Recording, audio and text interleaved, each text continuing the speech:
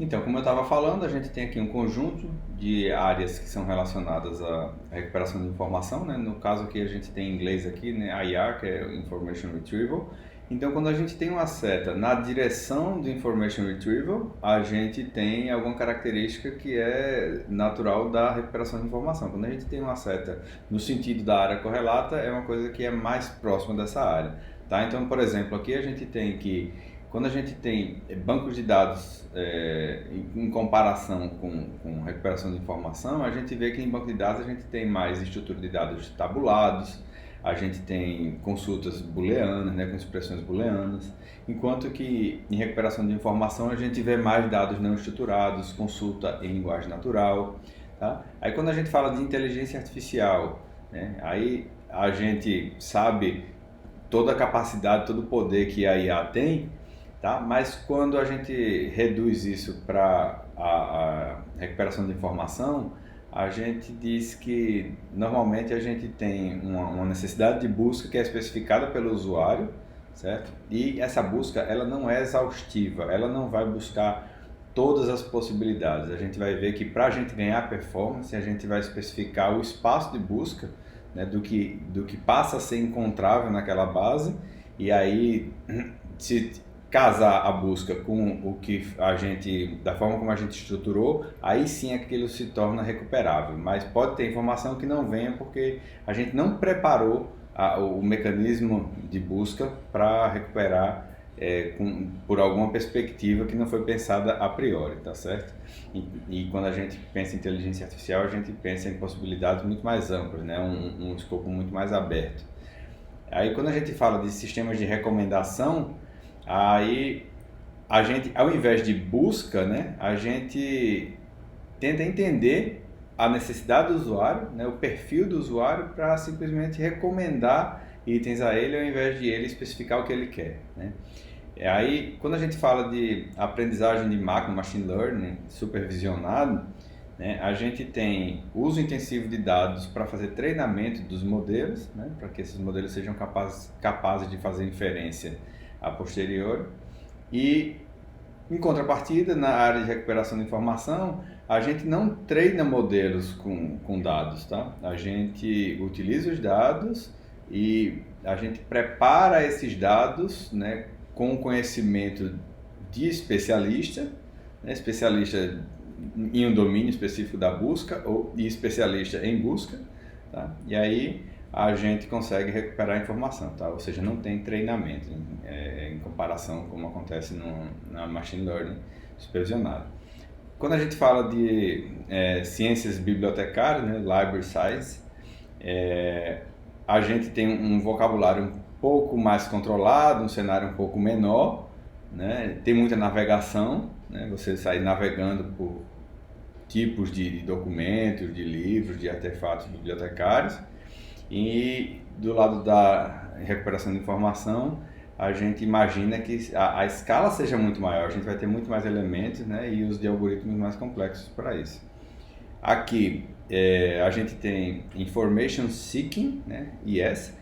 Eu acho que vocês não conseguem ver aqui por causa da minha imagem, eu vou tentar tirar um pouquinho aqui da frente, acho que deu para ver aí. Então, quando a gente fala de Information Seeking, é uma caça pela informação, uma busca, né, pela informação de uma perspectiva diferente da recuperação de informação clássica aqui, a gente vê mais interação com o sistema, tá? Porque o usuário tem necessidades de busca mais complexas, ao invés de especificar uma query, especificar uma consulta e retornar o resultado. Normalmente ele interage mais, ele clica mais, ele tem várias telas, vários passos para chegar na informação, tá? Enquanto que quando a gente fala de recuperação de informação clássica, a gente espera uma coisa mais objetiva no processo de busca, tá? Aqui a gente tem interface humano-computador, né? E como é natural dessa área, né?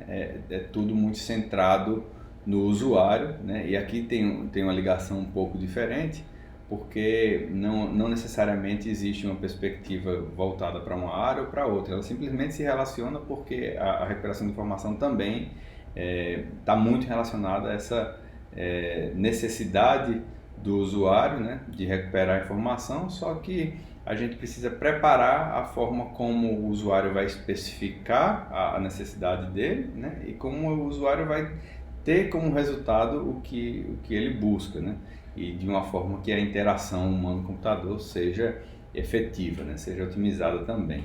Tá? Aqui a gente tem a área de question answering, que é resposta a questões, né, em português, e do ponto de vista da question answering, a gente não está em busca de documentos, tá? A gente está em busca de respostas. A gente pergunta uma coisa e quer uma resposta, certo? Quem foi o jogador que marcou mais gols no campeonato tal do ano passado? Isso é uma pergunta e existe uma base de documentos que contém essa resposta de alguma forma e a gente quer a resposta, tá?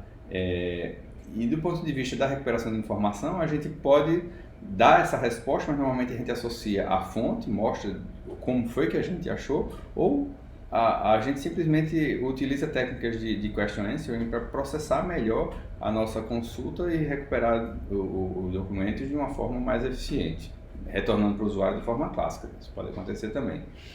E aqui, NLP, que é processamento de linguagem natural, né? Em português a gente fala PLN, a gente, do ponto de vista do processamento de linguagem natural, a gente tem muitos desafios relacionados à semântica, tem muita ambiguidade, muita incerteza. Eu vou falar mais sobre isso ainda nessa aula, tá? E do lado da recuperação de informação, a gente não pode deixar o espaço semântico tão complexo, porque a gente talvez não escale bem, então a gente precisa tentar ser mais objetivo, né, para poder fazer. A gente não pode tentar fazer uma busca exaustiva, né, como está aqui na AI, aqui, né, inteligência artificial, até porque o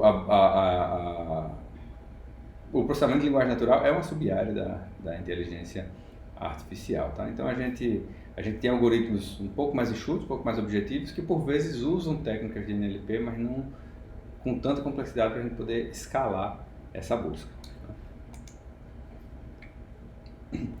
Aí eu dei algumas definições já, mas aqui tem duas definições que eu acho que são bem diretas, ao invés de tudo que eu falei, né, a gente pode resumir. Uma delas vem do livro de Manning, que é um desses que a gente usa aqui na disciplina, tá? Que a recuperação de informação, ela trata de encontrar objetos, normalmente documentos, de natureza desestruturada, né, e tipicamente é um texto, e que satisfaçam necessidade de informação, necessidade do ponto de vista do usuário, considerando grande, tá com rima aqui, né, considerando grandes coleções de documentos, né, geralmente armazenados em computador. Depois eu vou corrigir esse slide aqui. E tem outra definição que diz que RI se preocupa em representar, buscar e manipular grandes coleções de texto e outros dados da linguagem humana, tá? Então são definições um pouco mais objetivas aí.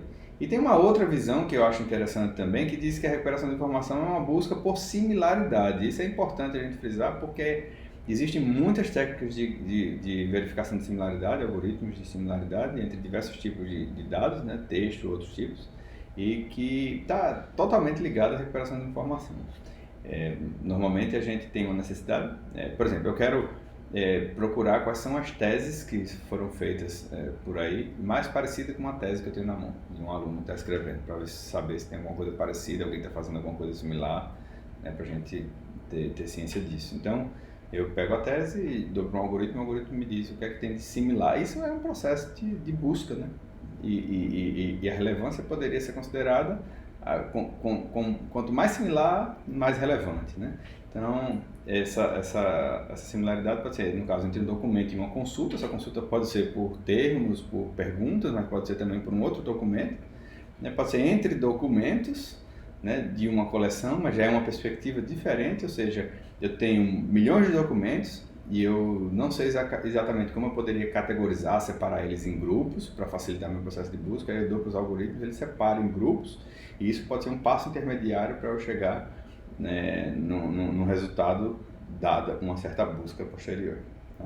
E pode ser entre usuários também a similaridade, né?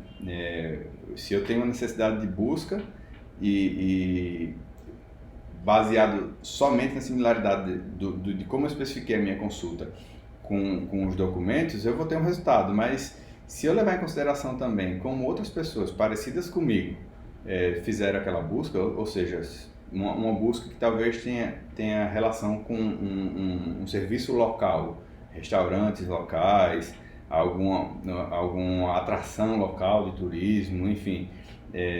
Se eu nunca busquei coisas desse tipo, talvez na minha primeira busca seja interessante comparar também com outras pessoas que moram por perto fizeram aquilo, né? Enfim, você considerar também o perfil do usuário no processo de busca, então você vai precisar fazer similaridade entre usuários. Isso é muito usado no sistema de recomendação, que a gente vai ver isso mais na frente também, tá?